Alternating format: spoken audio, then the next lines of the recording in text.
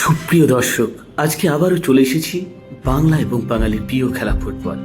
Hanspukuria sporting ইউনিয়নের পরিচালনায় হাঁসপুকুরিয়া স্টেডিয়ামে আয়োজিত হতে চলেছে আশ্বিনী ছড় নামে একটি নকআউট ফুটবল টুর্নামেন্ট। এলাকার সম্মানীয় প্রবীণ নাগরিকদের এবং প্রবীণ ফুটবলারদের উদ্যোগে 1979 সালে এই খেলার নামকরণ করেছিলেন আশ্বিনী ছড় নামে।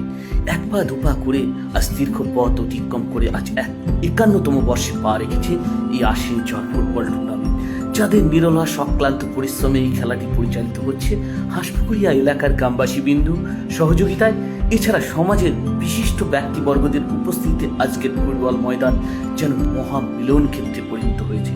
ফুটবল মানেই বাঙালির আবেগ, ফুটবল মানেই বাঙালির ভালোবাসা।